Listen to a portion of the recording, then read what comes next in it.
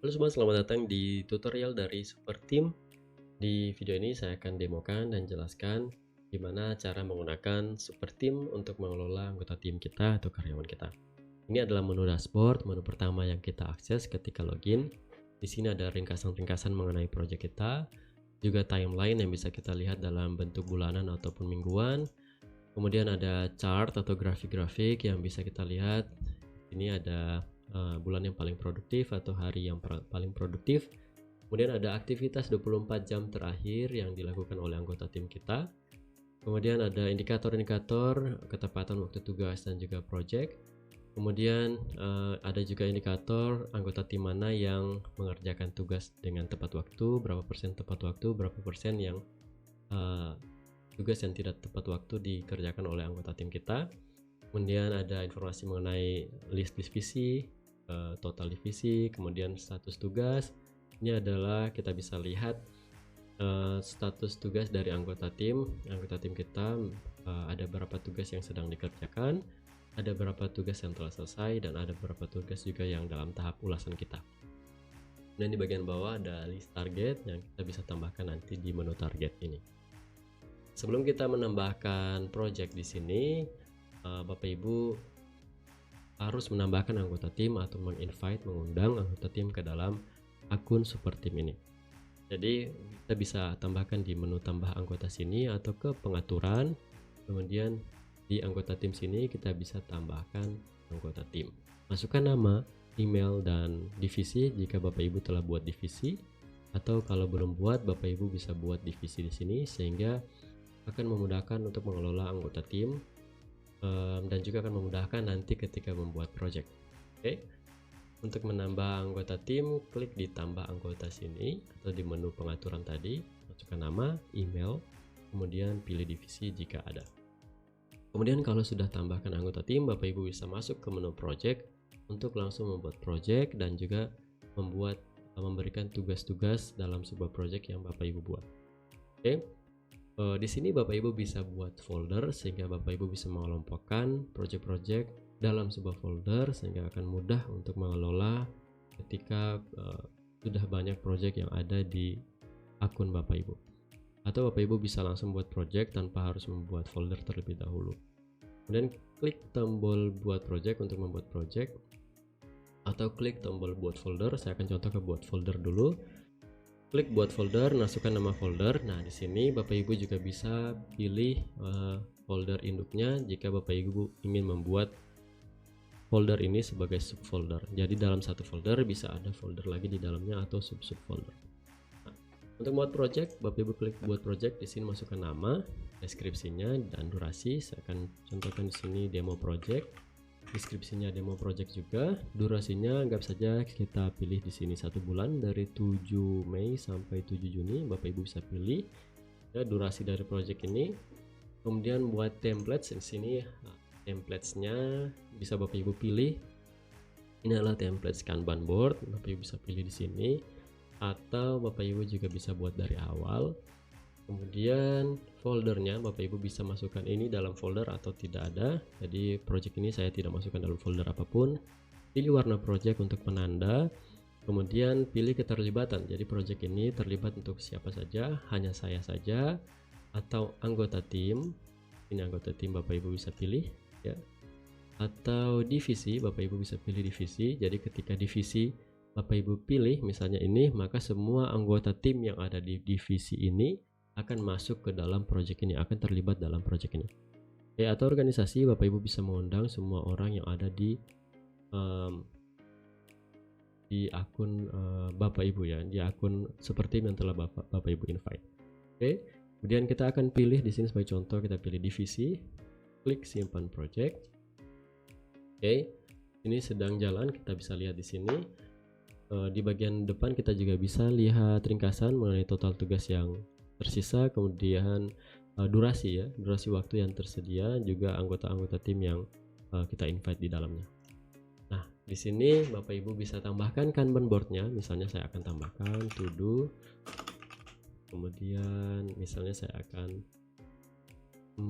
tambahkan lagi kolom progress, misalnya tambahkan lagi kolom dan di sini. Nah, di sini Bapak Ibu bisa langsung membuat tugas dan memberikannya kepada anggota tim. Misalnya di sini saya akan buat tugas, contohnya saja misalnya keyword research ya, misalnya research keyword. Langsung saja tugas kita ini, kita akan memberikan tugas ini kepada anggota tim kita, tugas riset keyword. Di sini Bapak Ibu bisa lihat di sini ada statusnya belum dikerjakan. Klik di sini, klik tugasnya untuk mulai mengatur atau memberikan tugas ini kepada anggota tim. Misalnya saya akan tugaskan ini ke anggota tim ini ya. Kemudian ada deadline ya, jadi tugas ini harus selesai dalam beberapa hari ya. Kemudian ada prioritas tugasnya, prioritas tugas ini normal, rendah, tinggi atau mendesak ya. Kemudian di sini ada status belum dikerjakan, sedang dikerjakan dalam tahap ulasan ataupun selesai. Nah, ini akan diisi oleh anggota tim Bapak Ibu. Jadi Bapak Ibu bisa lihat anggota tim itu sedang mengerjakan tugas yang mana. Nah, untuk selesai, untuk status selesai itu hanya bisa dipilih oleh project owner atau ya akun yang role-nya project owner. Jadi anggota tim tidak bisa menyatakan tugas itu selesai sebelum kita melakukan review atau dalam tahap ulasannya. Jadi mereka hanya bisa memilih dalam tahap ulasan dan kita bisa lihat apakah tugas itu sudah benar, sudah kita anggap selesai ataukah belum. Di bagian bawah ini adalah kolom komentar, di sini diskusi bisa terjadi. Jadi di super team itu diskusi terjadi di tugas spesifik ya, masing-masing tugas. Sehingga tidak akan membingungkan ketika anggota tim itu melakukan diskusi ya. Jadi diskusi ini spesifik khusus untuk tugas ini. Kemudian di sini tugas ada fitur untuk membuat sub-sub tugas, jadi bisa akan sangat spesifik sehingga anggota tim akan sangat jelas apa yang harus mereka kerjakan. Oke, kemudian di bagian sini ada lampiran, jadi semua file-file yang dilampirkan dalam tugas ini akan bisa ditemukan di sini dan akan bisa diunduh langsung ke komputer pengguna. Nah, di sini Bapak Ibu juga bisa lakukan diskusi dalam bentuk teks ataupun dalam voice note. Klik sini untuk merekam voice note-nya sehingga akan meminimalisir terjadi kesalahpahaman ketika hanya dalam diskusi dalam bentuk teks saja. Kemudian di sini untuk attachment bisa upload file dalam tugas ini sehingga akan memudahkan mencari file-file karena file diskusi dan lain sebagainya itu hanya fokus dalam satu tugas ini. Jadi tugas lain, diskusinya spesifik di tugas itu dan filenya spesifik di tugas itu. Oke. Nah, untuk memindahkan dari satu board ini, ya, Kanban boardnya, Bapak Ibu bisa pilih yang akan dipindahkan kartnya, klik tahan sedikit beberapa detik, terus Bapak Ibu bisa pindah ke board mana yang sesuai dengan status dari tugas ini. Misalnya di sini setelah selesai saya pindah di sini dan kart ini sudah pindah di bagian board yang sini. Itu juga jika Bapak Ibu ingin memindahkan, klik tahan sedikit beberapa detik kemudian bisa dipindahkan. Oke. Kemudian di sini Bapak Ibu bisa ada beberapa pilihan. Di sini bisa ditambahkan sebagai favorit. Kemudian nanti akan kalau kita tambahkan ditambah favorit nanti akan ada shortcutnya di sini sesuai dengan warna yang kita pilih tadi. Jadi kalau Bapak Ibu mau cari project yang benar-benar Bapak Ibu sedang mengerjakan misalnya, jadi Bapak Ibu bisa buat shortcut di sini.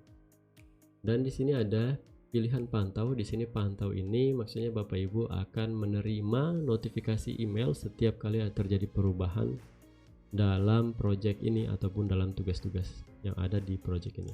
Nah, notifikasi emailnya apa saja? Bapak Ibu bisa ke pengaturan profil dan di sini ada notifikasi email. Nah, Bapak Ibu bisa pilih di sini notifikasi email apa saja yang harus dikirimkan ke email Bapak Ibu ketika terjadi perubahan ya. Di sini juga ada laporan project. Jadi di super team itu kita bisa lihat laporan progres dari sebuah project. Nah, Bapak Ibu juga tidak perlu repot-repot setiap hari ngecek. Bapak Ibu bisa pilih di sini untuk dikirimkan laporan project ke email dalam harian ataupun mingguan, sehingga Bapak Ibu bisa memantau anggota timnya sejauh mana progres project yang Bapak Ibu berikan ke mereka. Untuk menu lain, cara menggunakannya sangat mudah, jadi Bapak Ibu bisa menggunakannya tanpa kendala. Untuk di diskusi tadi Bapak Ibu, di sini Bapak Ibu bisa juga mention